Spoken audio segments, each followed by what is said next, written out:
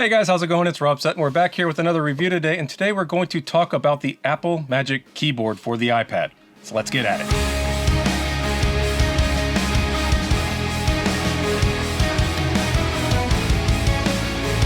When Apple first released the Magic Keyboard, I thought they were out of their minds. $299 for a keypad for the iPad Air and Pro. That seemed like a lot of money for a case keyboard, especially when there are cheaper options out there. When I bought my iPad Air 4th generation, I went ahead and bit the bullet to see if it was actually that much better. After several months of use, let's get into how the Magic Keyboard performed and whether or not I think it was worth the steep Apple tax. My previous iPad Pro had the Logitech keyboard, and my wife is currently using the Apple Smart Keyboard with her iPad Pro for a comparison during this process. So let's get into the specs.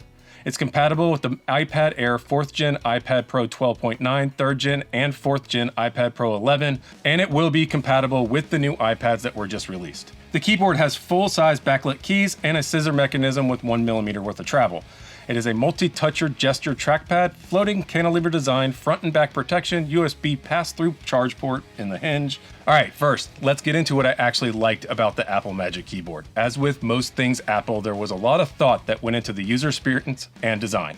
So let's take a look. Let's first take a look at the typing experience. It is the absolute best feature of the Magic Keyboard is the typing experience. The 1mm travel keys are an absolute joy to use. They are actually better than many of the laptops I own, which made it so that I found myself using my iPad for anything that I needed to type for long periods of time. The keys are quiet, they offer great feedback for a great overall experience. In comparison to the other iPad keyboards I have used, it was really no comparison. The other keyboards just aren't even close. Apple did a fantastic job of creating a top-level typing experience, which can be surprising given Apple's keyboard history. I actually still own one of the butterfly switch MacBook Pros, and that typing experience is horrible. The fact that they're backlit is a nice touch as well, but I found that I rarely use the lighting to save on battery life. The keyboard is powered by your iPad when it is not plugged in, so why waste battery power on something that doesn't add a lot to the user experience? At first, I had some reservation on how this keyboard would actually function in different use cases, especially considering the iPad is a device that you want to use in situations where you wouldn't want a laptop. The keyboard as a stand is very stable and easy to use. For the past couple weeks, I've been stuck on a couch thanks to a surgery, and I found that the iPad is easier to use as a laptop for my actual laptops are. The size is easy for lap use, and the texture on the outside of the keyboard actually makes it stay put in the lap much easier. The adjustment of the angle of the iPad is enough to get a straight-on view of the iPad, and it's very secure without having to worry if it's going to fall off. The magnets are really strong, and the hinge provides plenty of resistance so it doesn't move or sag during use. Now let's talk about the build quality and floating design itself. Probably the first thing you notice when you unpack the keyboard is the build quality, and it shows in normal use. The floating design is also nice because it brings the screen of your iPad above your hands while you're typing. That is a feature that you really don't realize how much you like until you go back to another keyboard where the iPad rests on the base.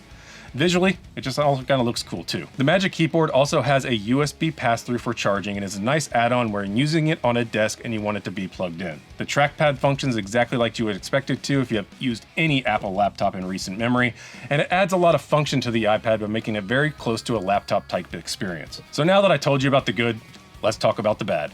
Obviously, there's a lot to like about the Magic Keyboard, but let's get into a couple things that I didn't like about it. That USB pass-through port, I think Apple really missed out an opportunity on. The only function it has is charging. It would have been nice if you could have used the keyboard more as a laptop type base with the USB-C port actually having full functionality. As it sits right now, you cannot plug in an external hard drive or any other accessories into that port at all.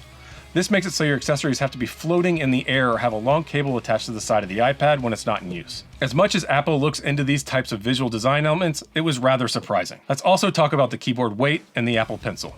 The keyboard's heavy. To make the hinge design as robust as it is, it added a lot of weight to the keyboard, which makes it take away from some of the iPad user experience, as it is supposed to be a super light alternative to carry around heavy laptops. It would have also been nice to have some sort of pencil storage built in. While it's nice to have magnetic charging over the previous generation Lightning port that was a horrible user experience, the magnetic mount is not good for transferring the iPad as it falls off easily. If there was some kind of storage that we could have for the Apple Pencil, that would have been a nice feature. All right, now let's get into typing on the iPad. I know, I said the typing experience was the best feature of the keyboard, and it is. Unfortunately, it's also a cramped typing experience. When I'm using the keyboard on my lap, there are several times my palms would hit the trackpad and it stopped my typing to bring up the cursor. This can get kind of annoying at times, as it isn't something I ever experience on a laptop while typing. Also, to keep in with the width restrictions, the keys on the side of the keyboard are very thin. I don't see any way that Apple can get around that, so it's just part of the pay to play when it comes to the form factor of the keyboard itself. Now, on the viewing angles of the iPad, the adjustability of the angles on the iPad are perfect for lap and desk use. If you are using it in a kitchen, looking at cooking recipes, or any other situation where the iPad is low below your viewing angle, the iPad does not rotate enough.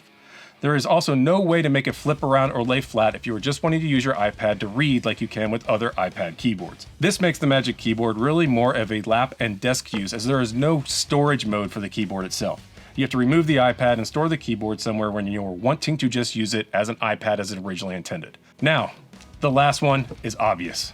This is the most expensive keyboard available for the iPad. At $300, it's almost half the cost of my iPad Air itself, which just seems ridiculous on its face.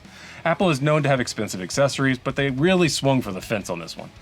I feel like Apple really could have sold a lot more of these if they would have brought it down to $249 or $199. It still would have been a premium item that carried the Apple name and the quality, but at the more digestible price point. So overall, what do I think on the Magic Keyboard? Honestly, I'm torn. The Apple Magic Keyboard is about $50 to $100 too expensive, and it has a couple of design features that take away from it being absolutely perfect. The real issue is it overcomes all those shortcomings because how great the typing experience is. If the other keyboards had functions like a floating screen or as good of a typing experience, that would change the overall review. Unfortunately, they don't, so that makes this overpriced option still the best option if you're really looking to get an iPad as a laptop replacement or you intend on using your iPad for a lot of typing. If you use your iPad as primarily a reading multimedia device or artwork design with a pencil, the Magic Keyboard is probably not worth it, and you're better off getting a cheaper option for the rare times that you do want to do things that the keyboard is beneficial. With a couple of tweaks I laid out in the review above, the Magic Keyboard might just be the best accessory for the iPad ever.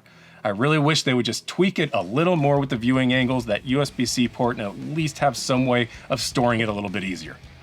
So guys, that's my review of the Magic Keyboard from Apple for the iPad. Let me know what you think down in the comment section below. If you like this video, please give it a thumbs up.